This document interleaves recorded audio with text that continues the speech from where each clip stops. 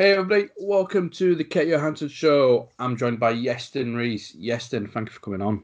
Kurt, thanks for having me. Looking forward to this chat. Let's get cracking. Yeah, definitely. I want to get straight into it. Like, you recently posted, it's just been over a year that you had the experience with WWE.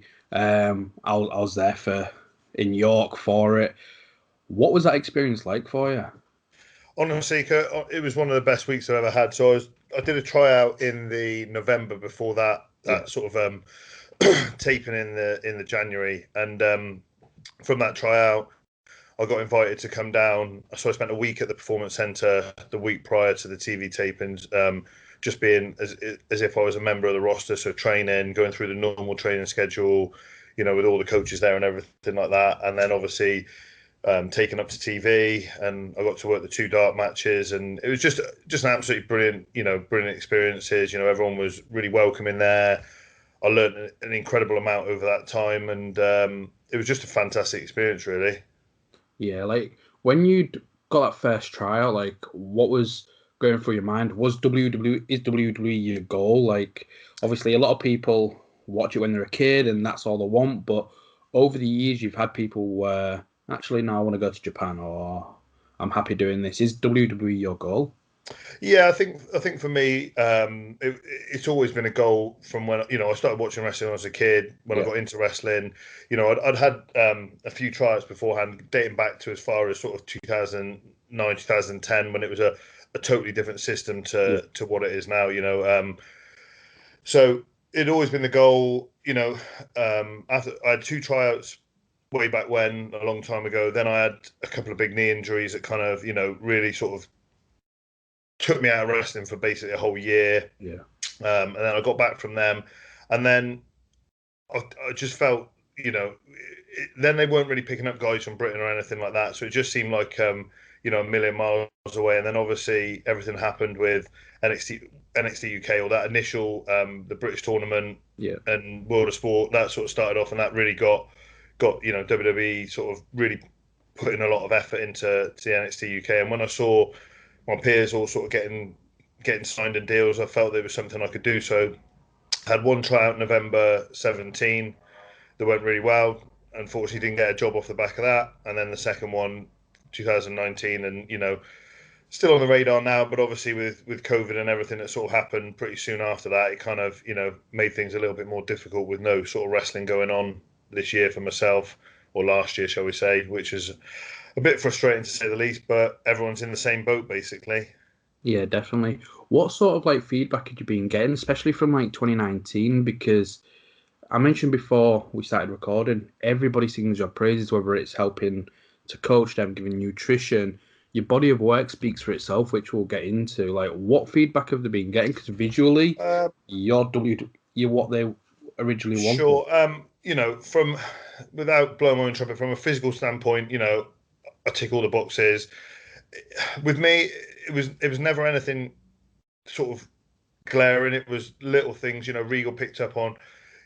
Be more aggressive. And just I think they just wanted to hone me into almost like the WWE way of working, because the way that they work and the way that they like it to you do certain things in your matches is different than how you do on an independent scene, because you're filming for TV, their cameras in certain positions, whereas a live show you're thinking about the live audience and the reactions there. So it was never anything glaring. It was the main thing was make sure I'm being more aggressive, throughout the match, whether I'm a good guy, bad guy, whatever.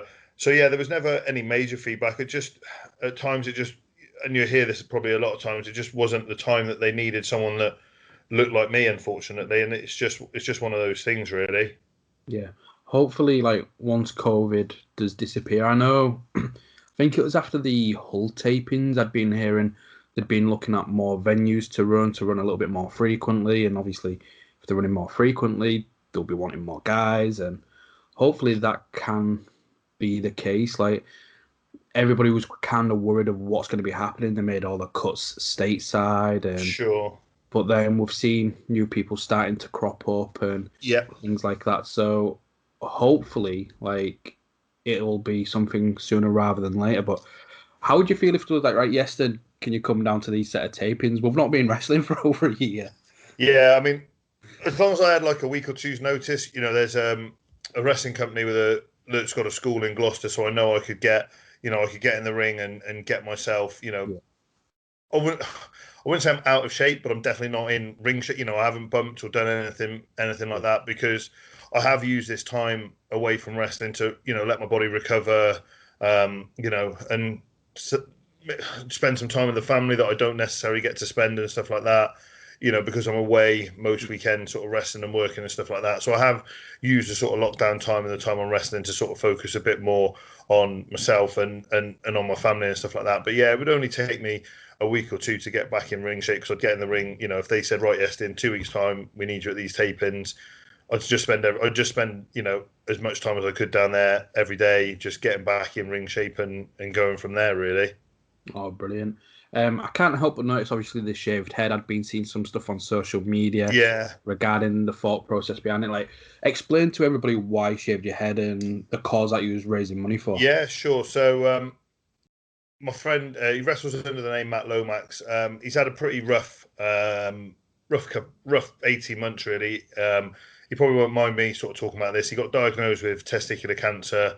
He went through all his treatment with that, and then obviously then COVID hit, so he was sort of shielding at home and everything like that. And then just unfortunately, he then contracted COVID. So it was pretty touch and go. He was on Yeah. intensive care at Swindon Hospital. I think he was sort of, close to being put on a ventilator and stuff like that. So it all sort of started. Gilligan Gordon sort of started doing a bit of a fundraiser just to get Matt, and his mum was in hospital at the same time with COVID as well. Get the pair of them just some money so when they came out of hospital, things were that a little bit easier for them. Um, Luke's Gilligan, shall I say, has always it's an ongoing rib that he wants me to shave my head, and he's tried on a couple of different occasions, and it's never really come to fruition. So the money was going up. It got to about £2,000. So we had a phone conversation. He said, "How much would it cost you to, or how much would you want to raise for you to shave your head?" So I said 3.5 grand because I thought. They're not. Maybe we'll raise another 1,500 quid, and then but maybe we won't. So maybe I won't have to shave my head. And then we got to about 2,600, and then a mutual friend of ours. There's three brothers, and we know all three of the brothers, Yeah. and so basically they've got a business together, and they as a business put in £1,000 to take it over the 1,500. So yeah, that led to me sort of shaving my head. So we did a bit of a Skype quiz just to say thank you to all the people that donated. There was about 40, 50 people in the quiz. And then at the end of that was me shaving my head. And then since then, I've realised how much easier it is to deal with than doing my hair every day. So I think the shaving head sort of staying basically. Do you feel like it might be able to help your character? Regal's like be more aggressive and Yeah, I think that it's going to give me a bit of an edge when I come back to wrestling. It definitely makes me look a little bit different. I think that there's definitely scope for sort of evolving my wrestling persona that little bit more as well. So yeah, I think that the change in look is something that will definitely help. Obviously, as well going alongside that, when I do come back to wrestling, I'm probably going to be 20 or 30 pounds bigger than the last time I was wrestling. I've spent the whole of the year, training hard. I did a bodybuilding competition, so I cut right down for that, and I've been working with my coach, and yeah, we probably added about 20, 30 pounds. A little bit of body fat's gone on, but most of it's muscle. So I'm going to look a lot bigger when I come back as well. So if there was one person that I was thinking doesn't need to come back looking bigger, it'd have been but no, that's like amazing. I've just got it up here as well regarding Matt. The goal 3,500. It's currently at £4,320. yeah, That's incredible. How's he doing? yeah, he's doing a lot better. He had a bit of a nightmare. So he got allowed to go home, and then he was home for about 3 or 4 days, and then he had a coughing fit, and he ended up having what's called a pneumothorax, which is a collapsed lung. So he had to get rushed back into hospital. He was in hospital for another week, but since he's come back, like not he went back in like not COVID related, so it Yeah. was more just dealing with the punctured lung. But yeah, he's getting better. we're waiting for all the stuff to, calm down and stuff, so we can sort of get together as a good close group of mates, and none of us have seen each other for a year, so once we're able to, we'll get to see him. But yeah, he's doing well. So yeah, hopefully by the time wrestling's back up and running, he'll be fighting fit and ready to go. Oh, brilliant. So you mentioned like WWE being your goal, it's what you watched younger. Like, how did you get into wrestling to begin with? Yeah, sure. So when I was a kid, like obviously wrestling was just on Sky. I didn't have Sky as being a kid, but my cousin did. So I'd see my cousins about once every month, 6 weeks. So he'd record all of the WWF superstars for me, and then I'd get a big. This makes me sound so old. A long play VHS tape. So he'd give me one of those, and then that would have like 6-7 hours worth of superstars on, and then I enjoyed it, and I liked some of the characters and stuff like that. And then he gave me the tape for WrestleMania 7, and I absolutely loved the Ultimate Warrior, and it was Warrior versus Savage, and it was the retirement match. So being a 7-year-old kid, I had no idea who was going to win. Was my favorite wrestler going to be going to end up being retired and stuff like that? And since then, it just sort of hooked me in. And then I watched some wrestling. Didn't have access to Sky, so it came and went. And then obviously when wrestling came back, the Royal Rumble in 2000 was on Channel 4. Yeah. Obviously everyone's got Channel 4, so I was able to watch it, and then that sort of really picked it up from there, basically. Oh, brilliant! Like, even with the VHSs, like that's still how I got into wrestling myself. Like, I always got people's like old DVDs. So I remember always having Zuna documentary recently. Yeah. It was like just reliving that childhood, really, where obviously Bret Hart, Yokozuna, Hulk Hogan comes out to steal the win. Yeah. But who was it that you was gravitating towards? So the ones that I really really enjoyed, obviously the Ultimate Warrior. I really like the Rock as a tag team, and then the Legion of Doom. They were sort of my three sort of real sort of favourites and stuff like that. They were the ones as a 7-year-old kid I really sort of gravitated towards. So yeah, and just the over the top characters, the over the top costumes, and the face paint and the bright colours and stuff like that. Yeah, it was just when 7-year-old Iestyn saw that, he thought these are the coolest 5 people he's ever seen, basically. So how do you get from 7-year-old Iestyn with the long VHS tapes to then actually getting into wrestling yourself? Sure. So obviously kept an eye on wrestling from sort of 16 when it had been on Channel 4, and then I played basketball to a decent standard when I was a kid, and I was still playing basketball when I was at university. And like everyone, I think you've seen the wrestling channel on the cable TV and stuff like that. So I'd seen that there was a couple of wrestling schools around Britain, and it always sort of wrestling schools, But then uni was going on, basketball was going on, and all this sort of stuff. And then I came home, finished university, came home. There wasn't a decent standard basketball team back home at the time for sort of men's basketball. So just on the internet one day, typed in wrestling schools. There were sort of 3 that were sort of local to me, and I looked at their websites, and the one that looked the most professional at the time was 4FW in Swindon, which about a 45-minute drive from myself in Gloucester, and I got family in Swindon, so I thought, you know what, I'll go down there one Sunday and I'll give it a go, and I'll see what happens. So turned up, first session was just a session on mats because the ring had been used for a ring hire some other night before, and it just went really well. And that was sort of 16 years ago now, and I've been doing it ever since, basically. So was you having to take the bumps on the mats on the hard flooring then? Not really the first session. We just did some chain wrestling, sort of taught the basics of the bumping onto a crash mat, and then the next week when the ring was there, that's when we learned sort of bumping it. I mean, their ring at the time was an old boxing ring. It didn't have a spring. It was literally, I think I'd have been better off bumping on the floor. It was that hard in the ring. And then luckily, a couple of months later, they got the ring that they've got now sprung, proper custom built wrestling ring, and so that was much better than bumping on the concrete ring of death, basically. I bet it. How did you find, like, when you first started getting in front of crowds and wrestling, and did it take some adjusting to, or playing basketball in front of crowds, did that help? Yeah, it definitely took some adjusting to. I worked my first couple of matches. I say matches. I got squashed a couple of times. Not doing my gimmick. Do it like I was under a mask, being a Mexican.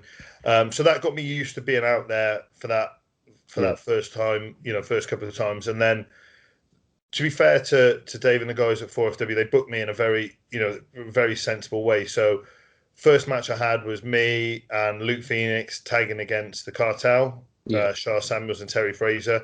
So what happened is I make my entrance, they jump me on my entrance, beat me up, chuck me to the back. They basically work a 2-on-1 match with Luke Phoenix. So all I then had to come in and do was do the hot tag at the end. So yeah. that bit of just standing there not knowing what to do wasn't brought in. So I kind of got eased into working in front of the crowd, and I was pretty lucky.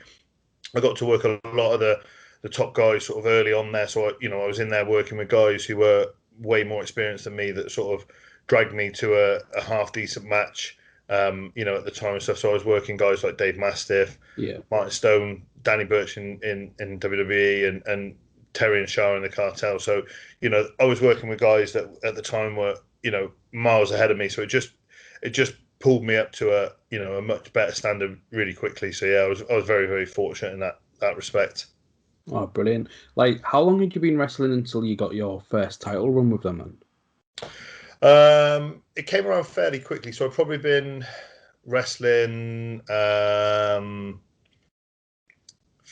months on the shows, Yeah, and I think again, it was all part of the storyline, but it all sort of worked out that because of the way I looked and because I was a bit bigger and stuff like that than most people, it was quite an easy, obvious sort of yeah. direction for me to sort of go in and stuff like that, basically.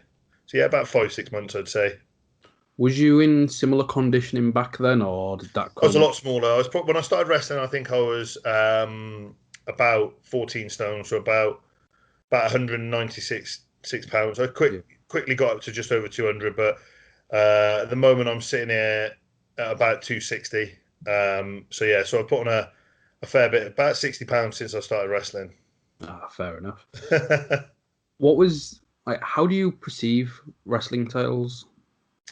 um, I think they're two things. The way that I perceive them from a wrestling business perspective is that promoter X feels that you are a valuable enough commodity, and you have a good enough standard of matches, and you get a good enough crowd reaction, whatever the reaction that they're asking you to get, Yeah, to warrant being placed in that position of trust, basically. Because to me, you know, and this might be a bit of a naive thing, and wrestling has changed a little bit, and anyone can go out there and have the big match on the card. But I think that if you're the champion of a company, they're sort of relying on you to have a really, really good match, B, carry the show, as in you'll at least be one of the top guys on the shows, and to get the reaction that then brings people back. And this yeah, is something that I feel sometimes is missing in certain way that things are booked and stuff like that. Normally the championship match is on last. Normally it's not saying that all shows have to have a storyline, but there's got to be a reason. If you're running regular shows, you want people yeah, to come back. So you're asking that champion and that guy that he's wrestling to give the crowd enough so that there's a reason for them to come back, whether it's a screwy finish or a big title win or whatever it is. You need to make sure that you're getting that emotion out of people, because if that match doesn't sell the next show, as many people aren't going to yeah. turn up, basically. No, definitely. Like, I always remember it had been when Justin Sison was making his NGW debut, and I'd said to Rich, I was like, "Are we setting up like meet and greets and stuff?" He was like, "Well, it's not some big superstar coming from America." But then, because the story was told correctly and the crowd response, it was a last minute meet and greet at the end of the show Yeah, where it was queues all the way. And you've been to Hull City Hall, haven't you? yeah, I've wrestled there a good number of times. Yeah, Yeah, and it's big, beautiful venue, and the queues are going back through the double doors to where the like you get your drinks and stuff, all yeah, for Justin. And I think stuff like that, where with like yourselves and with Justin, it's a dying art form. If I'm being completely honest, like, what's your thoughts on the way let's British wrestling or wrestling in general is going? Where maybe the storytelling isn't.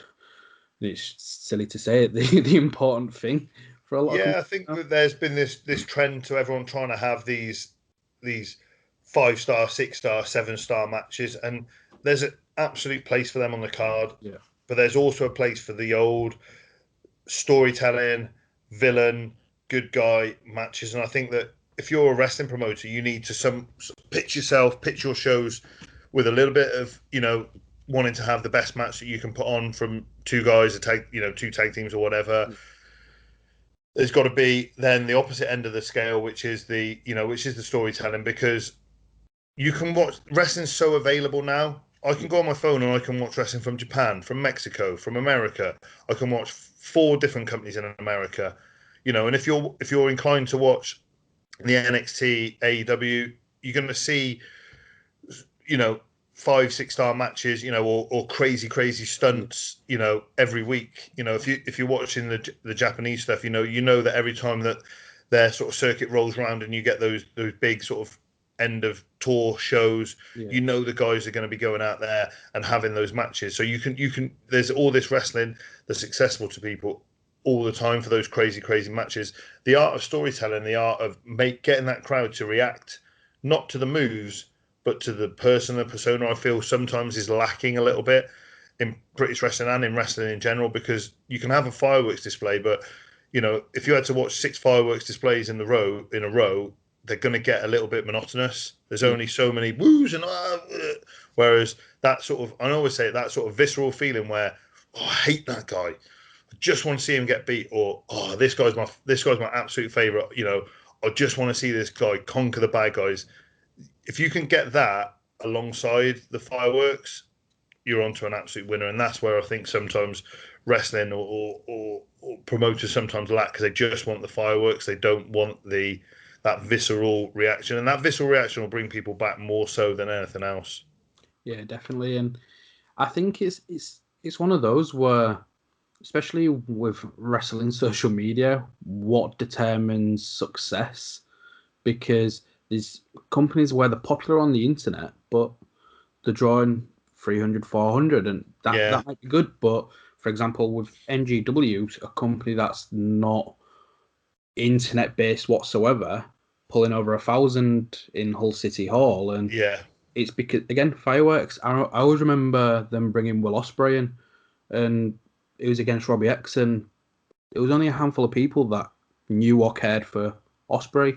Everybody was wanting Robbie X. yeah, When you've got, again, with the art of storytelling, Nathan Cruz, he was the biggest babyface. It's his hometown. And then on his journey of turning heel on Myers, everybody hated him. yeah. And to get booed by 1,000 people from your hometown is a success. And Absolutely, and I think that's something that people don't realise. Nathan. I've seen him be the bluest of blue eyes in Hull, and then literally you see people like throwing their drinks bottles at him. To be able to manipulate a crowd like that is as big of a skill as being able to do a 630 off the top. And Robbie and Will, if they went and had a match at Progress or a match anywhere in the world, they can. Those two guys are incredible, and they can do stuff that most people can't even sort of comprehend, let alone imagine themselves doing. And like you said, that it's you get someone like Will, who's a world-renowned superstar, or was on his way to being a world-renowned superstar when he worked for NGW. But Robbie X, because he'd been there and he'd been in a couple of storylines as well, the crowd automatically gravitated towards him because they've seen him have some ups and downs and everything as well. And I think that goes a long way when you're looking at that casual audience, because one of the things I picked up, from being at WWE tryouts and listening to the guys there, they know the floor seats are going to sell. If you think of an arena, you've got your floor seats, and then you've got your stadium seating on the side. Those floor seats are your internet wrestling fans. yeah, There's a finite number of those, and they'll always turn up. But you need to get that 15,000 other seats in that arena filled with the families and the kids, because I know how much it costs to take a family of 5 to the wrestling. You're talking, 50 quid a ticket minimum. So that's 250 quid before you've even got there. Petrol, parking, food, drinks, a t-shirt each for the kids. You're talking 500-600 quid. Now, most families need to have they need to, they're not going to go and pay 500, 600 quid for a fireworks display.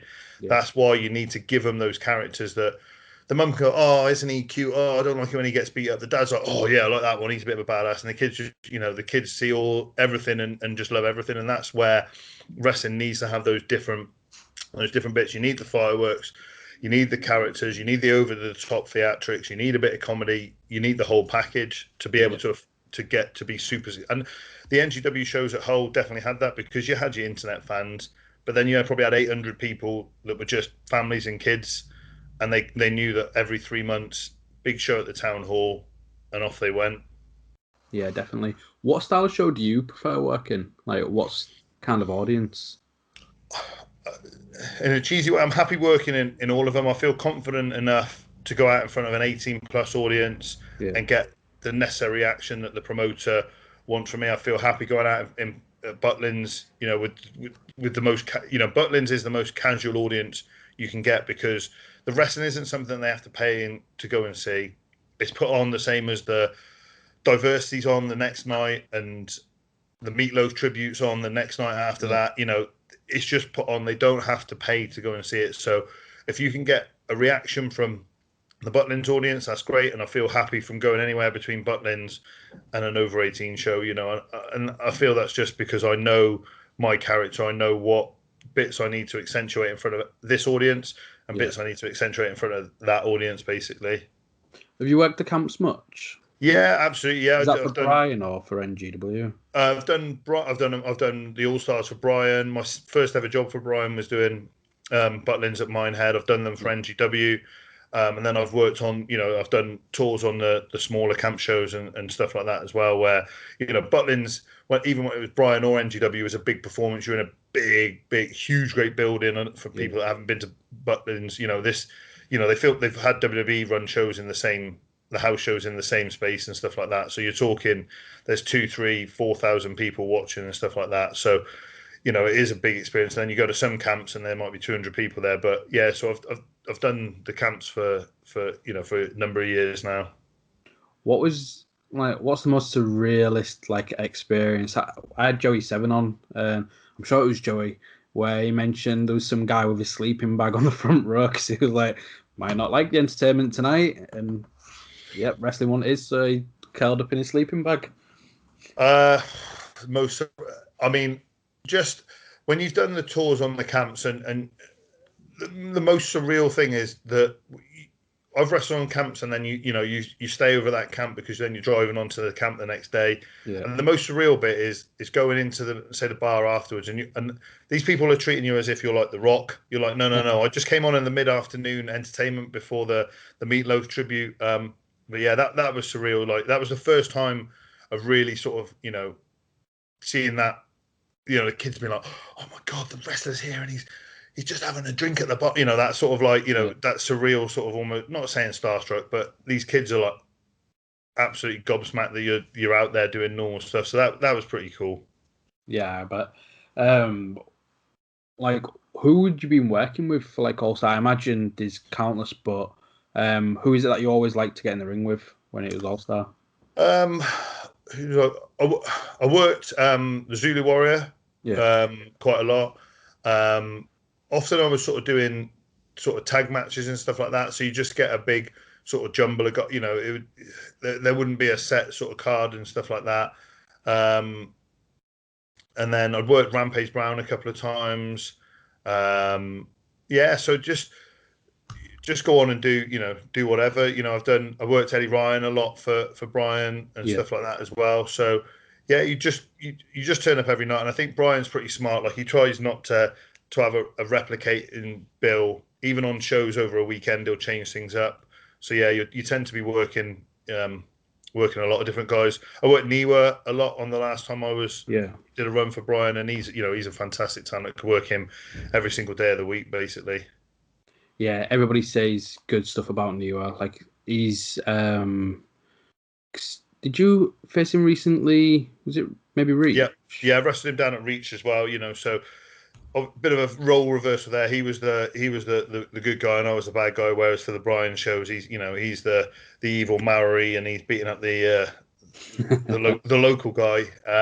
So yeah, no, he's a fantastic talent. He's traveled around the world. He's honed his skills and stuff, to a really high standard. Yeah, and I could work him every day of the week. He's fantastic. Well, a lot of the interviews like that I've done where you've been mentioned has been when I've been doing my series with Reach Wrestling. Like to me, from an outside perspective and from what I've seen, like it's really well run. Everybody's got all their DBS checks in and the first aid and things like that. But what's your experiences been like for Reach, both as a guest trainer but as a performer as well? Yeah, nothing but positive things to say about the guys in Reach. I think that Jason and Grayson, they definitely did their research before starting up the promotion. They didn't just go, right, we're starting a wrestling promotion. They got a good venue. They knew where they wanted to put guys on the card and stuff like that. And they did things all the right way and stuff like that. And then when it came to their school, they have done things the right way. You go to their sessions, and I turn up, and normally I like to put people through their paces a little bit with the fitness and stuff like that, just because people always say, "Oh, I want to go to WWE, I want to go to Japan, I want to do this." I'm like, well, the first thing that you're going to do when you get there is they're going to absolutely muller you on your fitness. Yeah. So here's an example of what you're going to be expected to do, and their guys and girls, they managed all that absolutely fine. All of them sat, and this is a testament to Kingy and Grayson, is that all their guys sat there, they listened, they were respectful. I've done certain training seminars sometimes, and the kids are like, the trainees are like looking around and stuff like that, and you just think, are you here because you want to be a wrestler, or are you here because you want to just play around in a wrestling ring? And they were all really receptive. I gave them lots of feedback. And I told them to message me if they had any questions, and still now I'm there's a couple of guys that will ask me questions and stuff like that, and I'm more than happy to help them out and stuff as well. I'll put you on the spot. Has there been anybody that's been standing out to you from Reach, especially if they've come through the academy? Joey Seven has definitely got something about him. I think he reminds me a lot of myself, as in he's got a good push because he can wrestle, but also because he's ready to step in the ring with guys like myself, Joel Redman. Because he doesn't look out of place. Yeah. I definitely think that's a testament to himself as well, though, because it was that tag match where there was yourself, Joel, Eddie, and Joey still looks like he belongs, which absolutely. Not many people can say that. Yeah, no, and I think that that is a testament to himself, and and he I think he's played rugby to a really high standard, so obviously he's coachable. So when you get someone like that, they're like a sponge. They can absorb in the information and the stuff that they need to get better. Another one is LA Taylor. There's not many female wrestlers that have got her look and her physical abilities that she's got. But again, she's receptive. She listens. She puts into practice the things that you're telling her to do, and that's what you want. That's what I always want for a trainee. I don't care if you're the best athlete in the world, the worst athlete in the world. If you listen and you put into practice, and you can get 0.5% better each time that you're doing something each week, by the end of the year, you're going to be a lot better. And you can really see it from those two. They got loads of other guys down there. I'm absolutely dreadful with names. I know with a name like Iestyn, I should be better at remembering people's names. But yeah, all the guys that I've seen that started sort of drip feeding their way into the main shows of, they've all come in and done themselves proud, basically. Yeah, definitely. But your career has seen you go everywhere throughout the UK essentially, and even Austria. Like, what was your experience in Austria like? So yeah, I've been lucky enough to go out to Austria and Germany a few times. Austria is the best. If anyone wants to understand what wrestling might have been like sort of in the 80s, 90s in Britain, they need to go out to Austria. And that's not a it's sort of a backhanded compliment, but there's a certain level of it still being sort of real out there and stuff like that. And the one thing, the guys out there, the promoters that I go out and work for, they like big guys. They like the wrestlers to come out and the fans be like, oh my God, he's that, So I've been on shows where I've been one of the smaller guys on the show and stuff like that. And Jesus Christ. So you're talking there's, but they do bring in your Martys, as worked in Austria. Tristan Archer from France. So, they will bring in the smaller guys, but they kind of use them a bit like we were talking about earlier. They'll come in and do the fireworks, Yeah. but it'll absolutely stand out because they're so totally different from the rest of the show and stuff like that. Yeah. But yeah, no, you get the one thing about Austria, and I'll always say this, is the promoters really look after you. They treat you like an absolute superstar. You're picked up from the airport in a nice car. You're taken to a decent hotel. You're looked after. I mean, when I was out there in July 2019, Yeah. I took my fiance out. We made a little holiday out of it. We went out a day before the show. We stayed a day after because it was a weekend show. There was 2 shows, Friday night, Saturday night. So we went out on the Thursday, stayed till the Sunday. We were picked up, taken to a nice hotel. The promoter took us out for an evening meal that night. The next day, we all met because it's the world's oldest amusement park is where the shows were running. So it's been there for about 150 years. So the guy, the manager of this park, is the guy that half promotes the shows that we run there. So he then took us to a big restaurant on the park, and we were eat what we like, drink. We were just totally looked after and stuff like that. The crowds, they always do great crowds there. 600, 700, 800 people. Every show I've worked at, and they're into everything from the first bell to the last bell and stuff like that. So no, I absolutely love working in Austria. It's fantastic out there. Was it the 2000? If I'm right in thinking, the 2019 time when you went over, you was against was it Headstring Kralofa?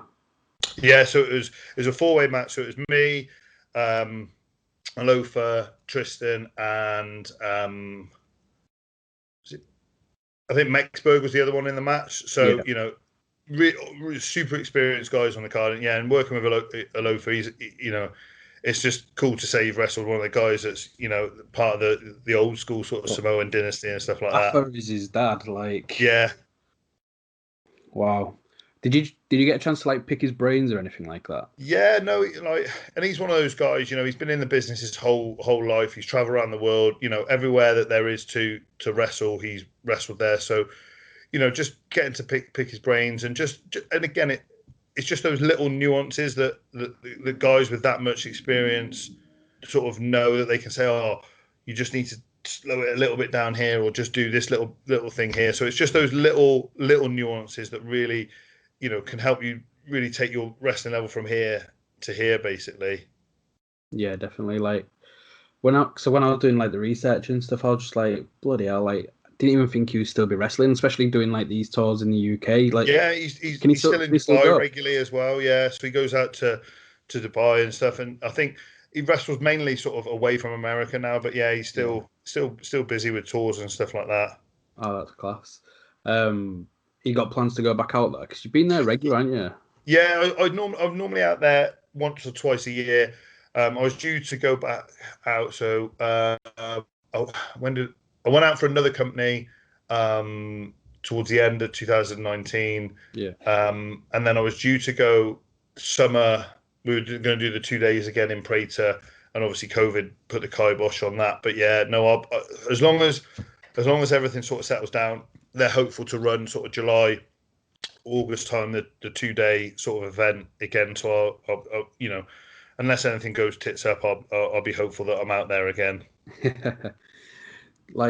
Through your career, especially these past say 5 years or something, I first came across yourself with it had been Preston City Wrestling out there, and you've been such a mainstay there. And again, I noticed UPW kind of treat you the same way in terms of when international talent come over. A lot of the time, you're the guy that's getting chosen to work with these people. How does that feel for yourself? And again, it goes back to a lot what we talked about, wrestling titles and stuff like that. It's a real compliment from, coming down from the promoters that, they're spending thousands of pounds to bring in these guys, and they're trusting me to be in that position to work them. So I'm very fortunate for every opportunity that Stephen and Mark, and other promoters around the country have given me to work sort of international talent. Again, it's a good confidence boost that you're being trusted with that position, but it's also right. I've got to go out there. When I work Cody, he just signed for New Japan. He was probably the hottest thing in world wrestling. So I was, it was one of those ones where, right, I'm going to have to really up my game here. I'm going to have to make sure that, I'm firing on all cylinders and stuff like that. But I think that's the way that I sort of take every time that, I've worked Apollo Crews when he was under WWE contract. I've worked matches against Moose, Rhino, hundreds of guys for, not hundreds of guys, but numerous guys for Steven and stuff like that. And each time, I always take it as a bit of a test that I want to go out there and have as good a match as we can, basically. Which one stands out to you? Like, especially with, say, like PCW, or like what match where Flood has told you, right, this is what you're doing, this is who you're working, where he was like, oh shit. So there's been a couple. So the first time I worked Masters, obviously, I'd always get the grief that I looked like a shit Chris Masters and stuff like that, which I always took as a compliment, because I thought, well, if I look as like a shit version of Chris Masters, I must be doing all right. Yeah, shit Chris Masters is still better than everybody that's probably calling you that. Yeah. So the first time I worked Chris, because obviously it was billed as a real big match there, and then there was one where we did a tag match where it was myself, Bubblegum, Rampage, and T-Bone versus the Hooligans, Dave Rain, and X-Pac, but Scott Hall was managing their side as well, so that was pretty nerve-wracking and surreal. So yeah, those ones sort of stick out. I mean, what are the ones as well? There's been Apollo Crews was another one. Obviously, he was, I was the first match that he'd had on the independents. Whilst he was under sort of WWE contracts and stuff like that. So that was definitely surreal as well. So yeah, those are the ones that really sort of stood out. But there's countless others as well that are just, I've just been super fortunate, basically. Yeah, definitely. What's like the best bit of advice you've been given from, say, one of those like individuals, especially like Masters, especially where you have got that similar look? Did you learn anything from Masters? Yeah, so one of the big things he said was just be confident in yourself. When you walk out there, portray yourself as best as you can. You do have something that most people don't have. You are X size and you look X sort of way. So use that to your advantage and stuff like that. And a lot of them is again, it's making those small things. So, making that sell off that one punch, really means something. And just, again, it sounds like I'm a bit of a broken record, but it's the minute things, the small things that they do. That's what takes guys to that sort of next level and stuff like that, is those little things that kind of go unnoticed but don't go unnoticed, if that makes sense. Yeah. But you don't realize they're doing it. I know that's a bit of a arse backwards way of sort of saying things. No, they're just subconsciously setting, and then it all kind of like clicks. Yeah. I was saying, like, regarding like TV and stuff, because everything's on demand and you can normally watch series as soon as they release. A lot of them are like, here's the full season, so people binge it in like 1 or 2 days. And I'd been watching WandaVision, and a lot of people had been complaining, I don't understand it, it's a bit slow, it's a bit boring. I did think so, that same after the first 2 episodes, but I like to stick with things, to see where they go. How did you find, without spoiling it for anybody that's maybe not watched it yet, how you seen the most recent one? Yeah, I've seen. Oh yeah, I'm up to date. I think it just leads to so many possibilities. I think that it's been, very good storytelling, and this is where, I almost have to go back and watch sort of episode breakdowns, because I'm not, I love the movies, I love the Marvel sort of stuff, but I've never read any comic books. I'm not going to profess to know in all the backstories and all the different versions. So I sometimes have to go and watch the breakdown videos to get an understanding of the little bits that I might have missed.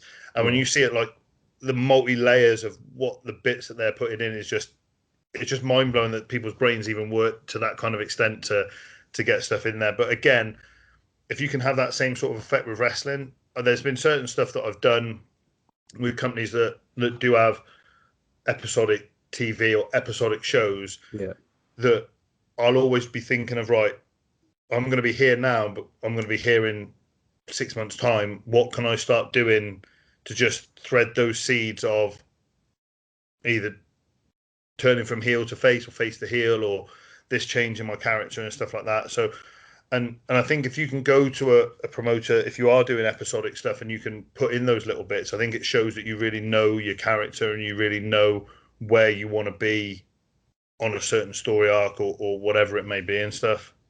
Yeah, definitely. Because I think that's why a lot of wrestling fans are like, that doesn't make sense. So where has that come from? Because a lot of the time it is straight from like left field, but there's so much. I think one of the things I've praised in like recent wrestling had been Omega's heel turn with AEW. Everybody was like, "Oh, he's not getting used properly. He's not the Kenny that everybody watched in New Japan or anything like that." But once that heel turn came, and it's like, "Oh, actually, he said this or he did that," and Yeah, it's what you mentioned with those little things. It's subconsciously like embedding into people's heads, so they don't know they're being taught or like led on this story, and yeah. like, well, this doesn't make sense. But then when it happens, everything makes sense. And that I think is the real beauty of any sort of storytelling in wrestling. I think sometimes wrestling fans are a bit like they're in two camps. Oh, I don't like how this guy's being used because he's not. I used to him being this guy, and they moan about that, or they so want someone to turn heel or turn face or do whatever that they want it to happen like yesterday. Like I think for years and years and years, Roman Reigns was like, oh, he should be a heel, but it needed to get him to the point where he was when he started turning heel for that actually to take Yeah, effect and for him to be as effective as he's been since he's come back from the post sort of WrestleMania where obviously he was off and everything like that. And if you look at there's little traits that he'd have put in, and WWE's very very good at this.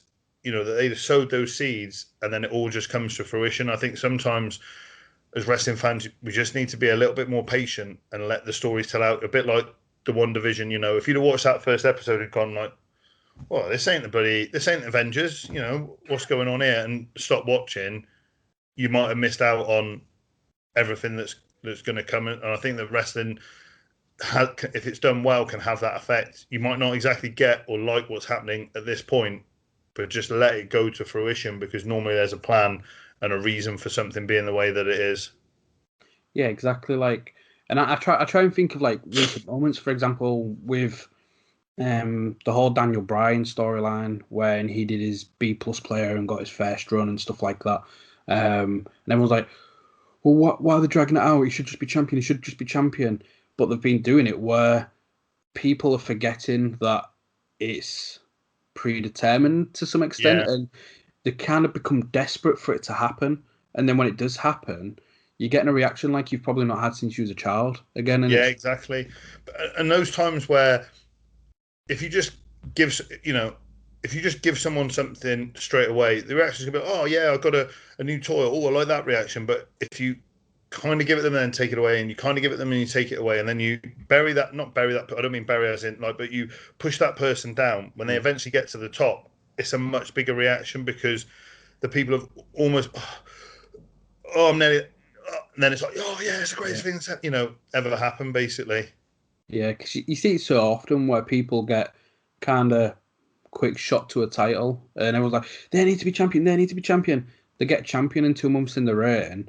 Like, well, Yeah. I'm bored of it.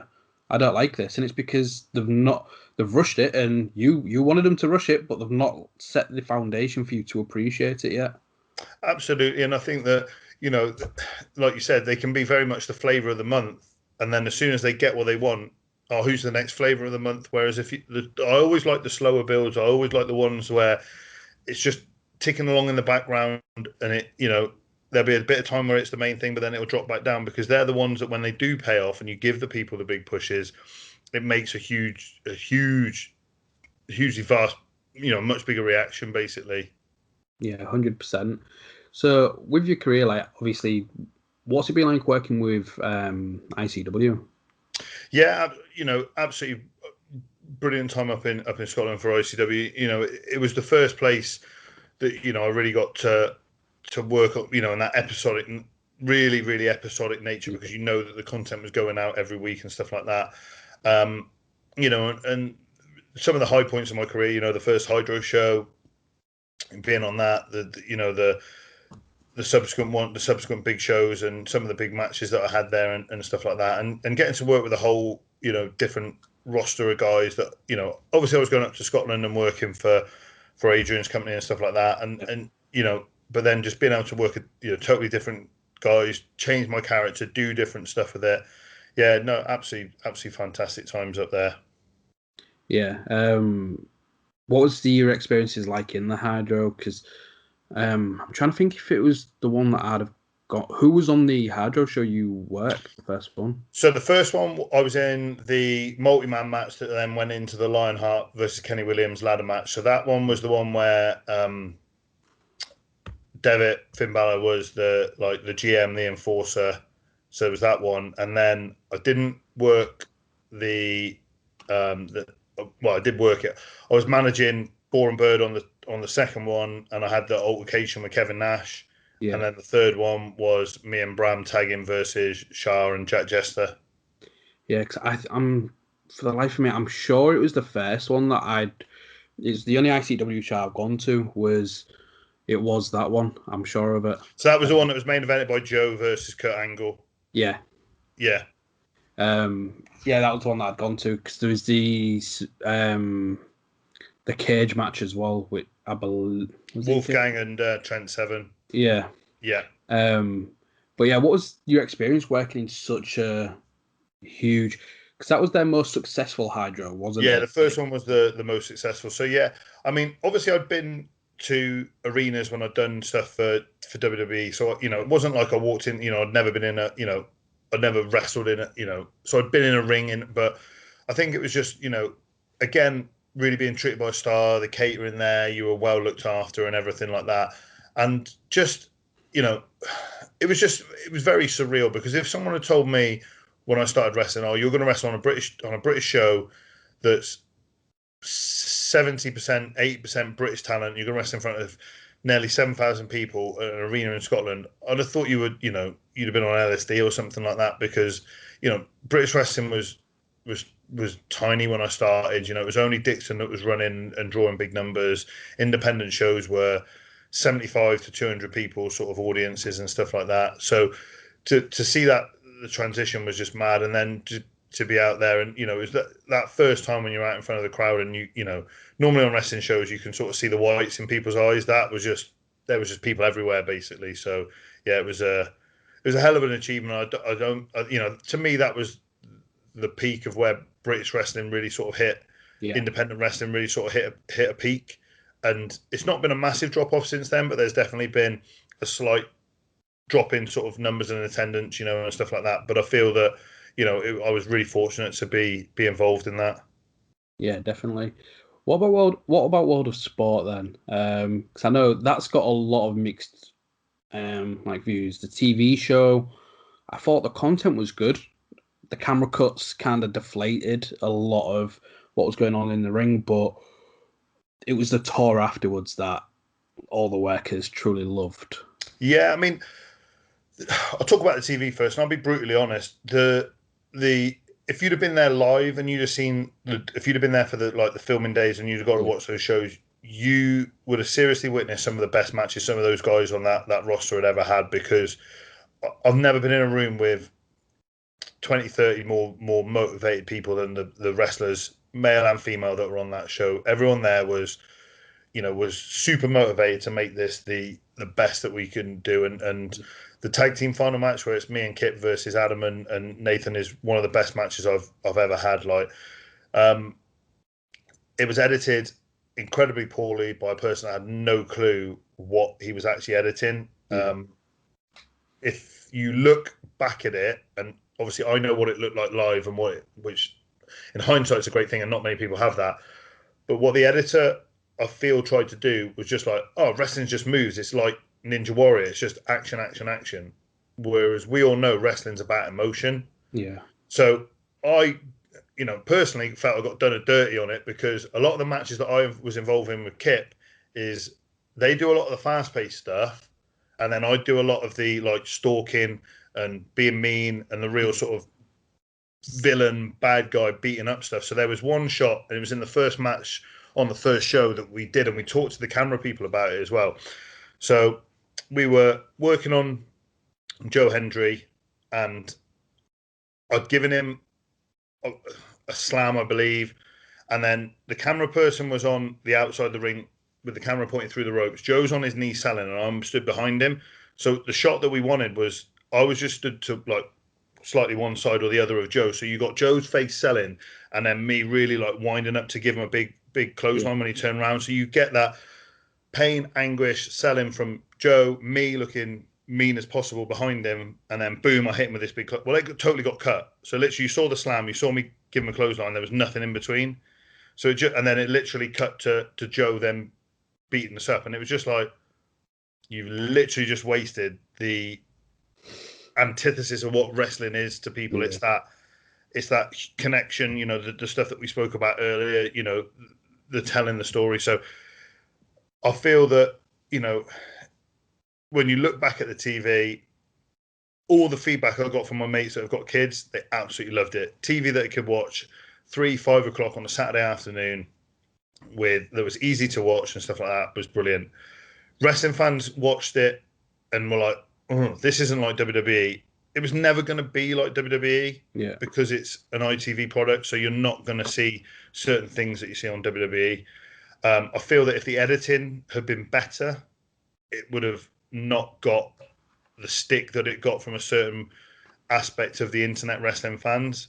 But that was something that was out of our control. Yeah. The tour was an absolute highlight. I think that anyone that was lucky enough to be coming to see those shows got to see top level production, top level wrestlers in good venues in front of big crowds. And, you know, we got nothing but positive feedback from the tour, from everyone involved, the venues, the crowd, everything was like, oh, when are you coming again? So even if, you know, in hindsight, the TV never took off, there was a market for a touring company with that level of production and stuff like that.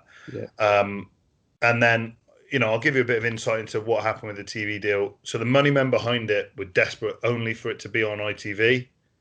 So they kept, you know, and ITV goes in cycles for, you know, you got this 10-week series that came on in the summer of 2018. Right, we're going to start looking at that again. Yeah. March, April 2019. In that time, you know, and it did the numbers that it was supposed to do, but because they kept moving the time slot around and everything like that, it just got a little bit lost in the shuffle on the TV, and you know, which was unfortunate. But again, that's their decisions to make, ITV's decision. In the meantime, Dave had come in, the channel Dave, not just some bloke Dave. I was like, Dave who? and said, like, we're really interested in it. We haven't got the money that ITV had got, but we could definitely run this show. And what they were looking at, or what I got told that they put on the table, was do 10 weeks of TV, 3-weekend tour like we've done, another 10 weeks of TV, 3-weekend. So they wanted to run it almost like not like Raw all the way through the year, but like TV, live tour, TV, live tour. So it's like season 1, you go on your tour. Season 2, you go on your tour. Exactly. And it, you know, so you'd be looking at maybe 30 weeks of TV over the course of a year, basically. So, which would have been fantastic. But because the money wasn't where the people that owned the World of Sport brand was where it was at, they short-sighted and see, well, we can get 5 seasons of TV in 2 years, or we can wait and get maybe 1 or 2 out of ITV. The live tours could have made absolute fortune. You know, we could have started really sort of pushing stuff like merchandise and everything like that. That could have been, I'm just going to have to reposition myself. That could have been something that was really, really massive and stuff like that as well. And it was just sort of short-sighted from their point of view. So you look back at it and go, it could have been something really brilliant. You look at that roster that we had, you know, ridiculous.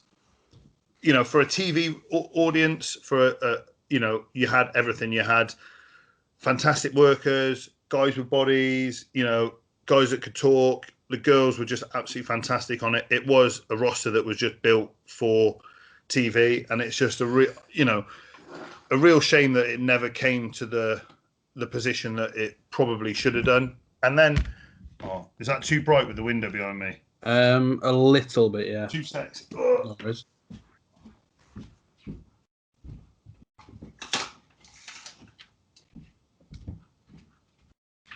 It could have, if it had worked, it could have. Now I look super duper dark. It could have been. It could have been that thing that where not. And I say WCW versus WWE, obviously not to that extent, but it could have been a way that instead of 40 guys and 10 girls being signed to WWE. Yeah.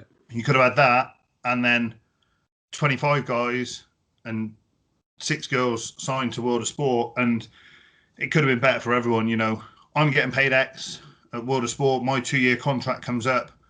WWE comes in and says, "Oh, we can offer you this." So it could have really been super beneficial for wrestling in general, basically.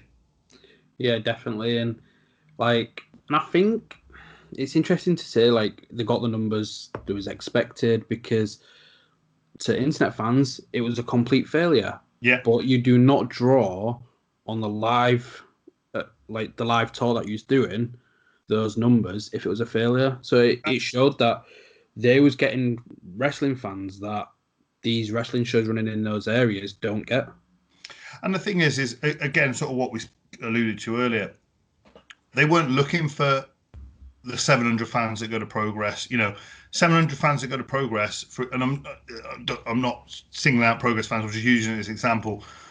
But that doesn't make a dent on TV numbers. 700 people, nothing. That we were talking about, hundreds of thousands, million plus people. So they're not worried about what a small minority, 1,000 people are saying. Not even 1,000 people, 100 people are saying on Twitter, "Oh, this is rubbish. You're using Nathan Cruz wrong," or whatever they're saying. Yeah.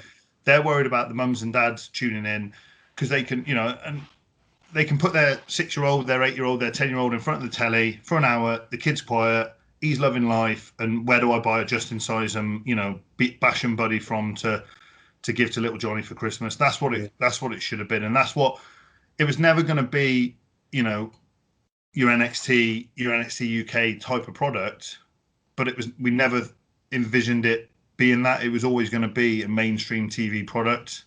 Yeah. So that's what we were pitching at, and what we were sort of pushing ourselves to be, basically. Do you think it could come back? I think.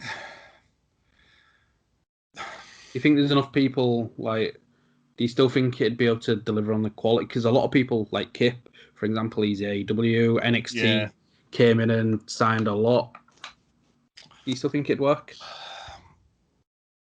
At the top end, yes, because I feel that there's still enough of the guys that were there that they could make a sort of main event scene out of, that are still not potentially signed. Is there enough talent that looked that way in the country? And I don't mean this as a harsh way, and people might take this the wrong way.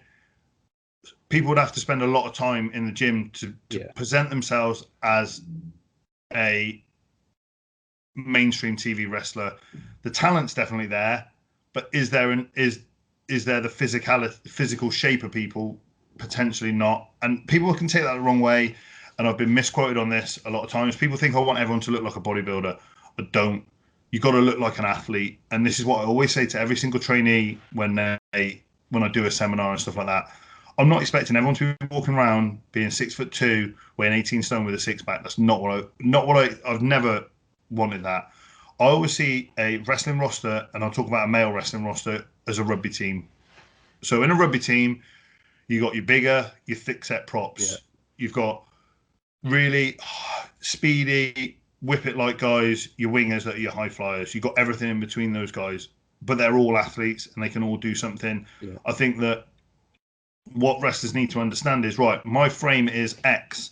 I can put this amount of muscle on, or I can look a certain way, but what type of athlete am I trying to be? And that's where I feel that potentially we'd need to look at, further afield for talent if they wanted to bring it out again. But that's not saying that it couldn't be done, and there's definitely the talent out there. It's whether there's enough people that are looking at like mainstream wrestlers to do it. Yeah, no, I get what you're saying, because even with like WWE, to some degree, they may be able to be a little bit more lenient, but where it's a new product, ITV, when people are thinking that, you mentioned it earlier, Ninja Warriors or Gladiators, the one it where the kid's going to see somebody and be starstruck. That's it. And, the parents are expecting Gladiators. The parents are expecting everyone to be, and Gladiators everyone was 6 foot plus and, ripped out their eyeballs. It doesn't need to be that, but everyone needs to be like not the average Joe that's walking down the street, because that's what makes what makes a TV star.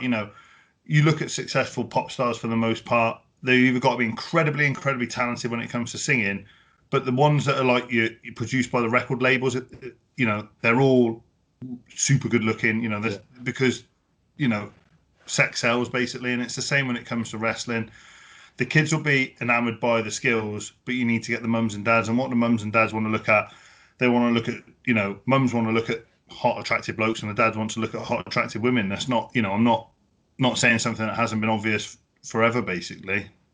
I do get what you're saying, and I think it's just the make sure like the ring attire and stuff like that it has to be next level. It can't Yeah, be you know, we all spent an incredible amount of like, money on new gear for that show. You know, I spent upwards of £500 on just trunks and stuff for that show. So, you know, it's being able to be in the position where you're going to be able to, you know, get the best gear, get the best boots, the best knee pads, the best kick pads, covers, and everything like that, because you need to be seen as, you know, the Rolls Royce of wrestlers when it comes to being on TV, basically. Yeah, definitely.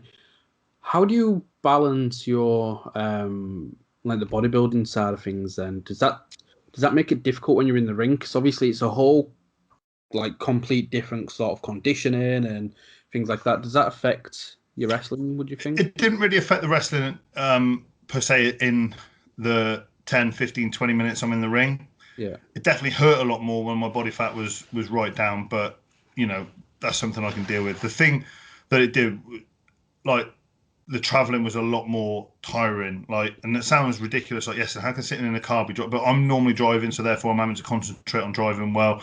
If anyone that's ever been in a massive calorie deficit every day understands, your brain's a little bit foggy, and mundane day-to-day tasks are a little bit tiresome, you know, and it's that stuff. So there'd be times where I'd just be sort of sat just in the locker room, just like completely like zoned out, because you're just so out of it. But then, you know, you get your wrestling done, you get your match done, you know, and everything like that. So there was never a problem in the ring itself, but definitely everything associated with the wrestling was a lot harder.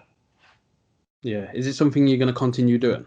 Yeah, I mean, the thing is I did a competition October time last year because I needed something to focus on. I needed something to, you know, to keep me motivated. I was still training in the gym. I'm lucky enough that I've got my own equipment and stuff like that, but it's very easy to eat poorly, to not do the cardio and stuff like that. So I needed that to give me that sort of focus and stuff like that. I'm not sure when shows are going to be running again. You know, I don't think anyone has a true idea. And the bodybuilding, the weightlifting is something that I'll be doing anyway. So at the moment, I'm just sort of sitting nicely as, you know, training like a bodybuilder. Yeah. As soon as the wrestling dates come back up, like I said, if WWE came calling, but if I start, you know, my diary starts getting booked up with wrestling shows, you know, I'll get myself back into the wrestling school, and you know, and shake off the ring rust and stuff, you know, because you know, I don't want to embarrass myself when I go back out there after having what I presume is going to be more than a year off, you know, without getting back in the ring. So I'll put that back into place. But I do plan on doing some more bodybuilding competitions alongside the wrestling, because it's something that I enjoy doing, and it's more the challenge of, right, am I able to stick to this diet? Am I able to get up every morning at 5 in the morning and do my cardio and stuff like that? I'm kind of a bit sad in that respect, that I like to challenge myself and really push myself in that respect. Nah, it's important, especially like again times like this. It can be overwhelming for a lot of people because it's very much Groundhog Day, and like you're not really being able to do much. So it's good to see that you've been able to transition into that. I know because you do help quite a lot of other athletes and stuff with their nutrition, don't you? Yeah, absolutely. It's something that you know, I've done for a number of years, and you know, it kind of sort of started off the back of working with Gabe, off the back of the World of Sport tour, and we had some really good success there, and a lot of guys.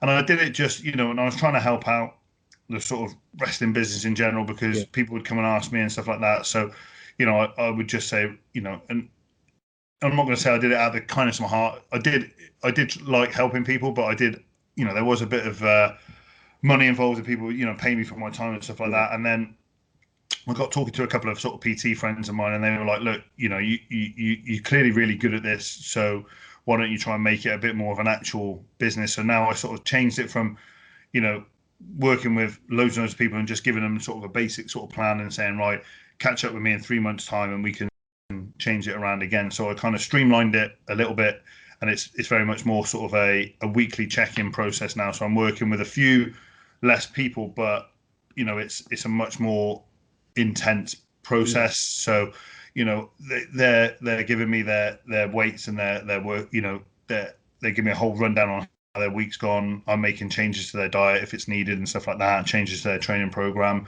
So I'm working with a couple of guys signed to WWE, a guy that's a semi-professional MMA fighter, a couple of other independent wrestlers from around the country, and then just some general population, normal people as well, not involved in the wrestling business and stuff as well. So it's something I like doing. I'm always happy to talk to people about their nutrition, about their training. I've done some specific seminars on it for a couple of different wrestling schools over the past sort of year and stuff like that. And that's another thing that works quite well, virtually, Zoom type wise, because, I've got a couple of like presentations that I've done that work well because I can just sort of screen share and talk through it and stuff like that. And people have really come away. I've always had good feedback from those type of seminars as well, because I think it's stuff that, a lot of people may know a little bit about it, but I think if you can give people a little bit more knowledge, it really gives them the ability to take onus in their training, their physique and everything like that.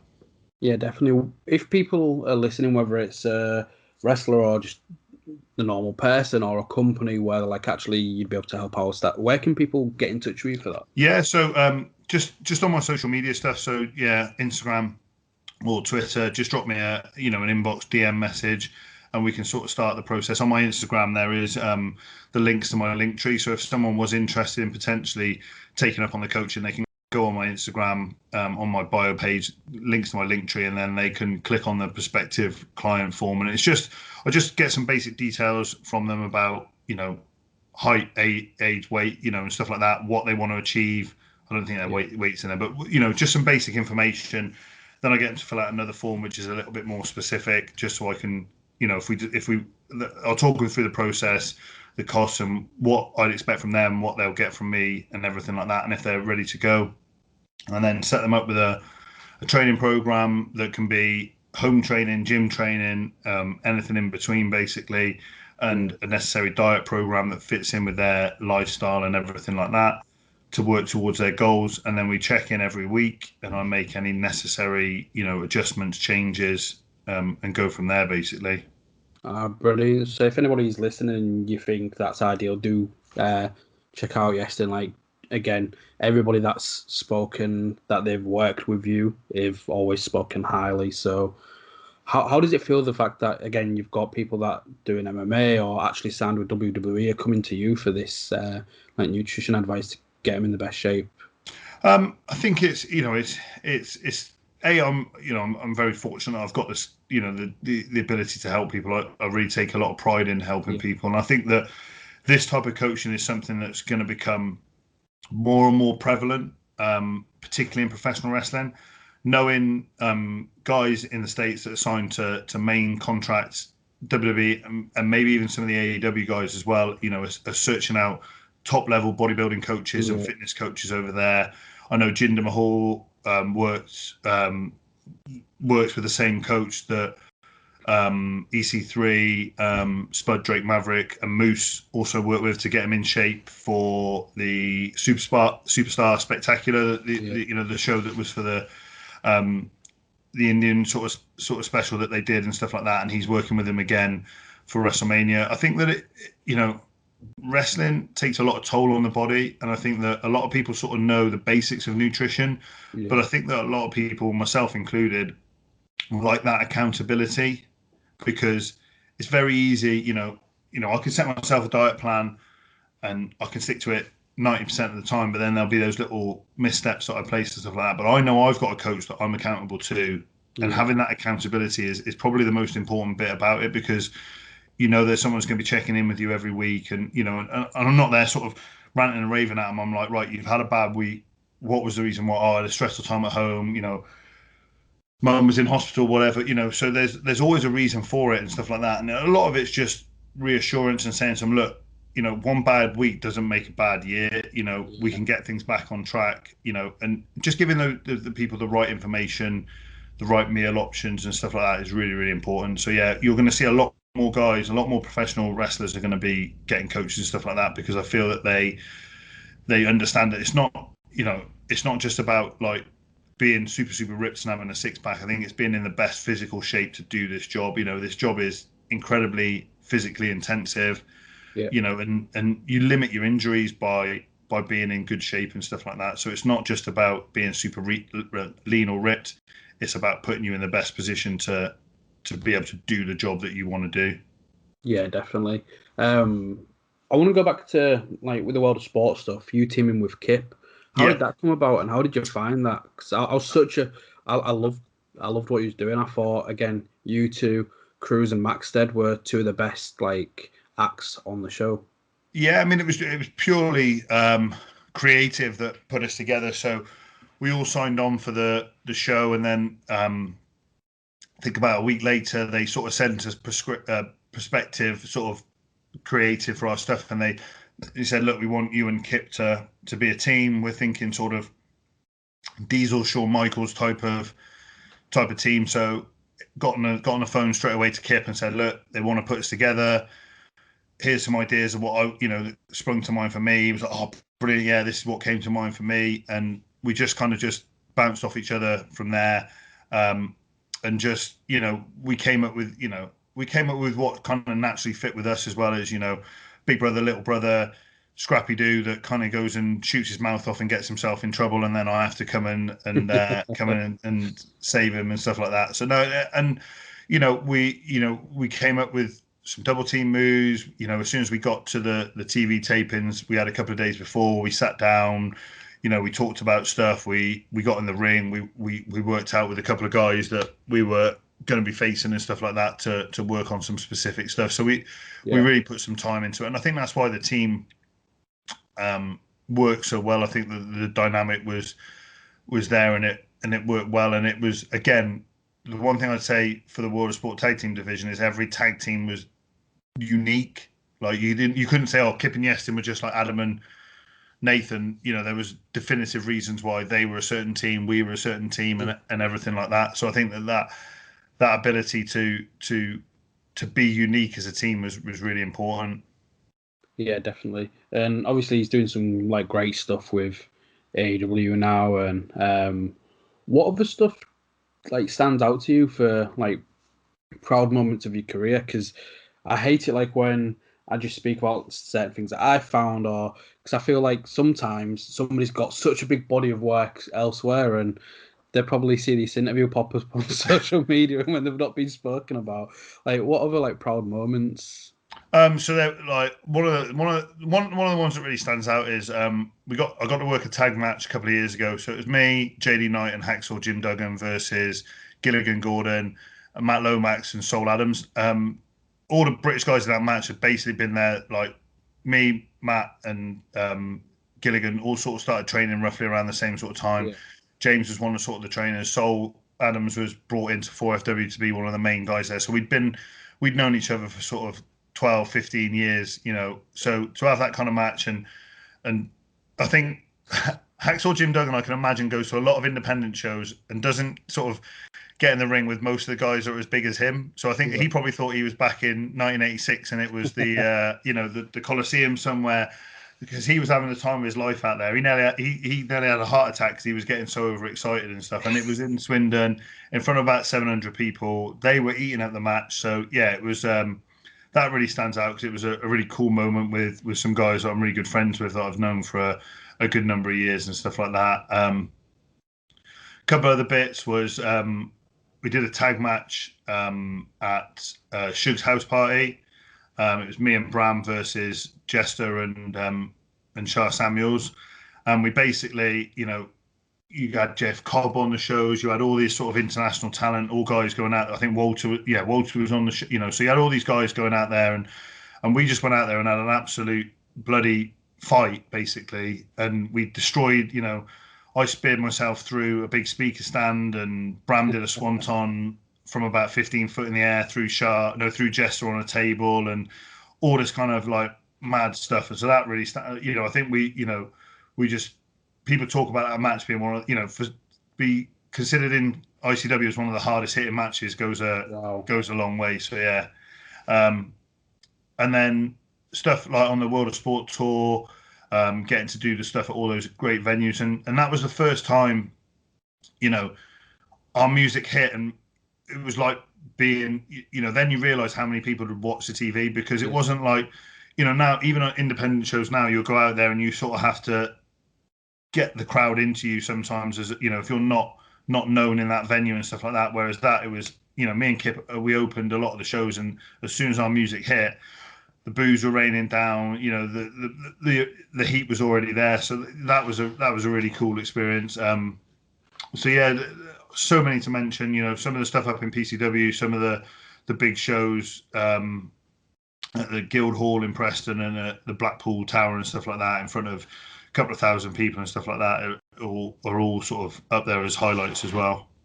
Yeah, definitely. What's your current thoughts on the state of British wrestling? Obviously, it's primed for, and I don't want to say resurgence because that means it's down in the doldrums, but there's definite prime for a change in direction. I think that everything that's happened in the last sort of year has been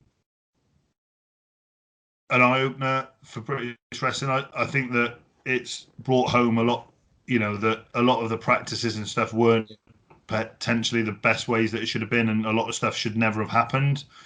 I don't think that sort of stuff is going to carry forward now. So hopefully that wrestling going forward is very transparent, and people can, wrestlers, performers can feel assured when they turn up to venues that things are going to be done the right way.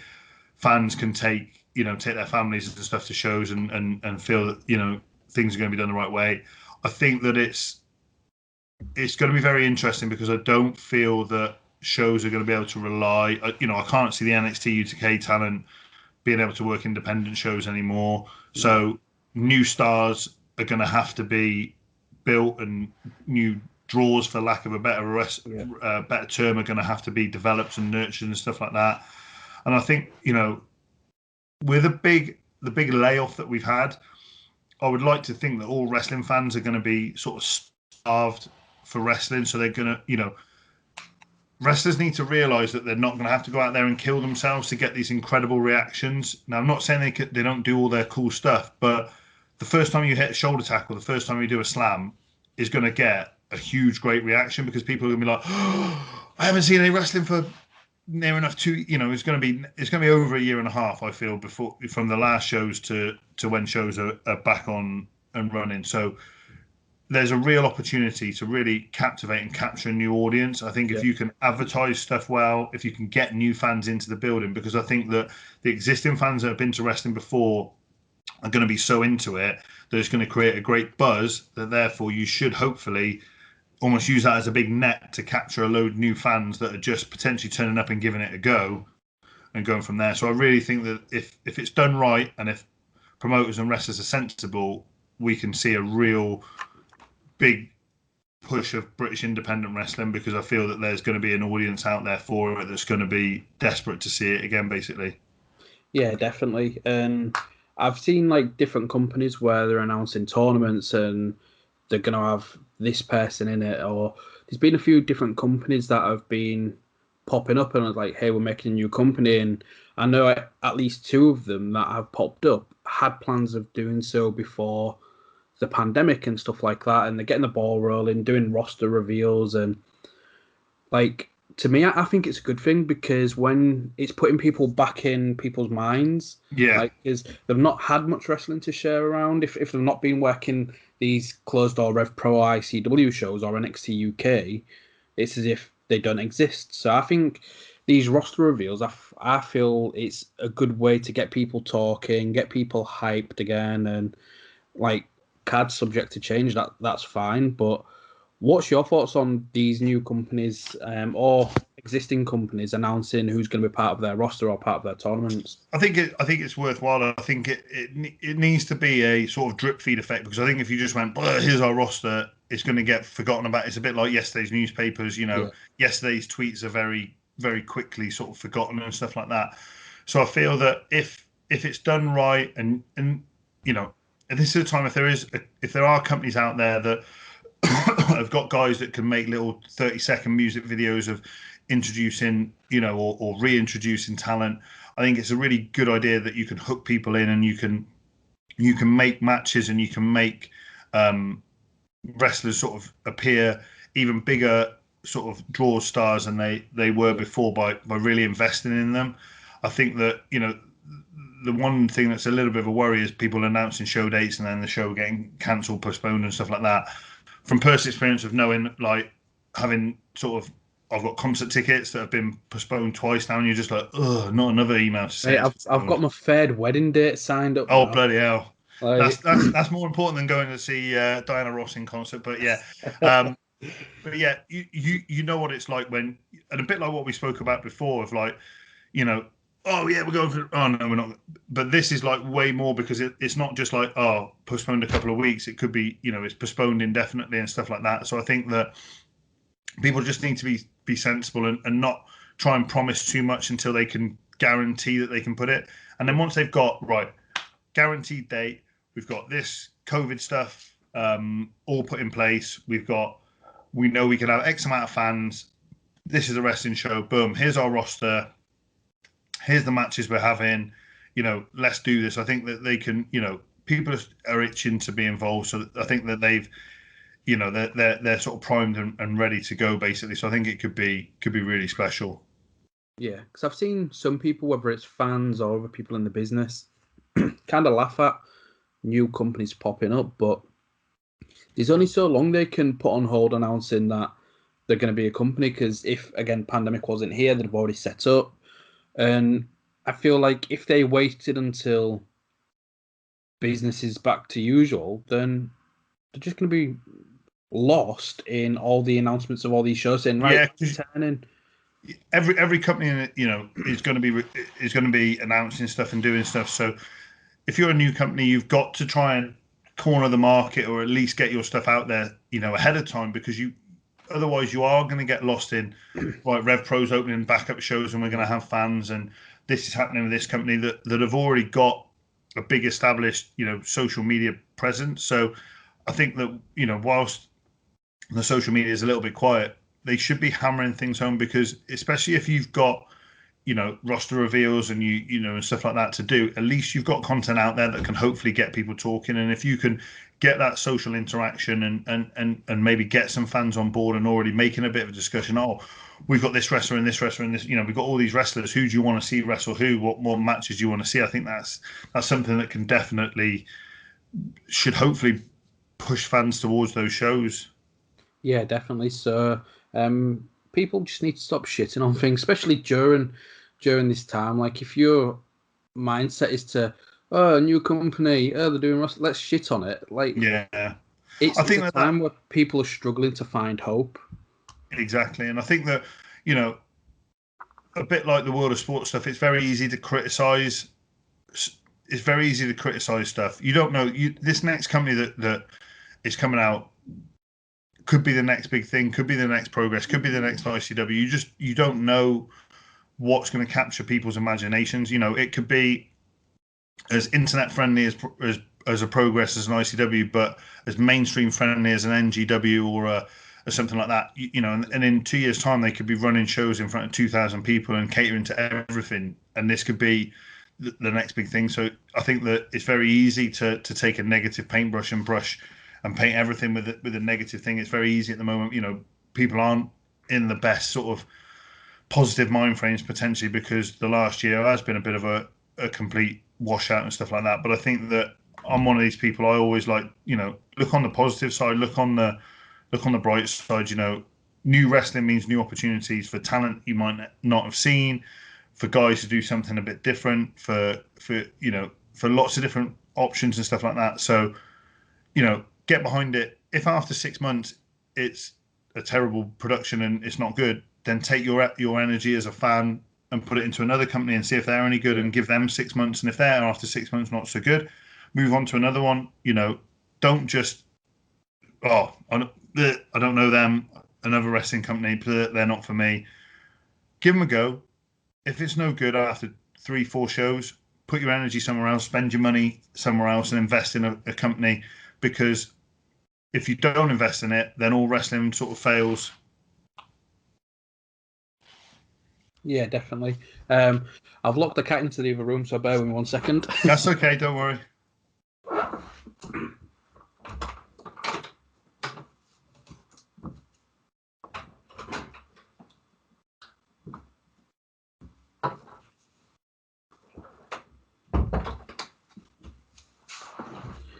And we're back. Yeah, I'd got a message off the missus saying you've locked the cat in the room. I was like, oh crap. But nah, 100% agree. Like, and to be fair, like it's helped me a lot. Like, I've been doing interviews for Wrestle Carnival, who's going to be one of them. So when they do a roster announcement, I'd speak to them for their YouTube show. And there's Pro 2 now up in Scotland. They've been doing the roster reveals, which again, hopefully I can continue doing some stuff for them. And I think it is just important for people to try new things to keep wrestling alive. So it might be a case of doing a quick promo video to kind of highlight it, or just to try and build people's anticipation and get the ball rolling. Because hopefully it's not absolutely. And I think that when dates and stuff start flying about, like, hopefully you should see, and I'll be one of these people that, cut a 30-second promo, give it to the promoter, let them put it out there and stuff like that. I think it's difficult for some wrestlers at the moment, because how can you cut a promo on no opponent, no match, no nothing, time scale, and I think that when you do get those dates start coming back in, I think if everyone can be proactive, if everyone can say, right, I'm gonna, here's, even if the promo doesn't use it, here's a 30-second promo, here's some more match graphics, here's some more promo shots, here's this, here's that, it's up to the promoter as much as it's up to the rest of the wrestler. Once they've got the roster announcement, once they've got the stuff, can share all over their media, and stuff like that, and they can put the promos out and stuff like that. But I think everyone's got to be really proactive, promoters and wrestlers, to really try and engage as many people as possible, basically. Yeah, definitely. What I know it's hard to like set goals when you don't know what's going to be around the corner, but and we've spoke very much about like WWE, but have you got any like smaller goals or I mean, I just I want to get back out and back wrestling, at the highest level of shows that I can. I want to work for new companies. I want to continue to work for the companies I've worked for and stuff like that. And I think I've proven in a number of places that I can be relied on to be one of the main guys on a show, and in that respect. And so, I'm happy to come in and do whatever. I'm one of these guys. I'll come in and do whatever the promoter wants me to do. I want to work. I'll happily work with younger talent and try and improve people. I'll sit there, and I'm always proactive. If someone says, "Oh, can you watch my match?" I'll always, watch their match and give them the feedback and everything like that. I want to, rest as many places as I can, be as relied upon as I can be in any of those places to deliver whatever the promoter needs, basically. Yeah, definitely. I want everything to start getting back to normal now. Like I said, third wedding day, I'm sick of it. I'm sick of it, because that probably ain't going to go ahead either. But who would you say your favorite opponent is? There's a couple. So he's a tag team partner. He's been a tag team partner. I love wrestling Charlie Garrett, like Charlie Sterling. Good. He's criminal. He's too good. It's not fair on all the rest of wrestling how good at wrestling he is, basically. Shah Samuels, I've wrestled him probably more than I've wrestled anyone else, and he's one of those guys that's helped me get places, because he's one of those guys that's he'll give you his body and he'll put you over as much as he can. Kenny Williams is another guy that I've had some great matches with and stuff like that. Again, just been lucky enough to work with so many people that, you know, I feel that you can put me in there with anyone and we should have good chemistry, basically. Oh, brilliant. So where, like, first off, like, thanks for coming on. Like, I feel we could probably speak for another hour, so we'll definitely have to do a round two at some point. But yeah, thanks for coming on, mate. Like, it's been an absolute pleasure having you on the show. No, I'm glad we got to do it, and no, I really enjoyed it, definitely. Good. Where can people find you on social media? So yeah, my Instagram and my Twitter are the same. So it's at Iestyn_Rees, Iestyn. Rees is RWS. They're the easiest places to get me. And like I said, if you're interested in the coaching or anything like that, onto my Instagram's the easiest way because you can link straight into my link tree from there. But yeah, just if there's any questions that people have got regarding that sort of stuff, just drop me a message. I'm more than happy to answer it. And then if there's any promoters looking to get in contact with me, you know, just get on there and drop me a message, basically. Oh, fantastic. Well, everybody, make sure you do follow Iestyn. Iestyn, thanks again for coming on the show. Everybody, make sure you hit like, make sure you hit subscribe. Until next time.